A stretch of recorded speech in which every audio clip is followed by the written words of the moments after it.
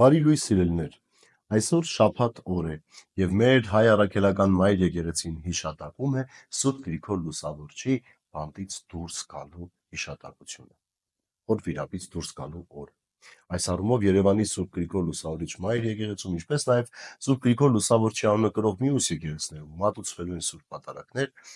այնպես որ կարող եք գալ միասին աղոթակից լինենք և խնդրենք Սրբի բարեխոսությունը մեզ համար, մեր ժողովրդի և մեր հայրենիքի համար։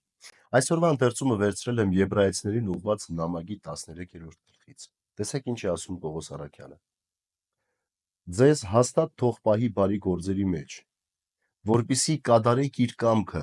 և մեր մեջ թող կատարի իրեն հաճելի եղող բաները Հիսուս Քրիստոսի միջոցով, որին փառք հավիտյանս ամեն։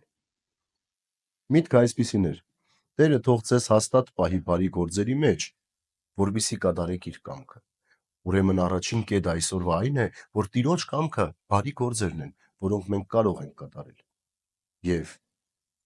կատարի իրեն հաճելի եղող բաները Հիսուս Քրիստոսի միջոցով։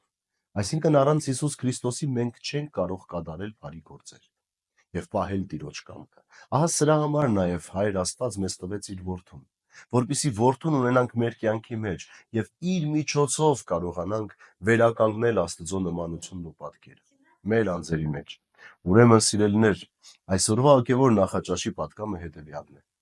մենք պետք է արթուն պահենք մեզ և կարողանանք փնտրել Քրիստոսի ներկայությունը մեր անձերի մեջ։ Քրիստոսին գտնելուց հետո այլևս մեր բարի գործերը ավելի հաստատուն են դառնալու։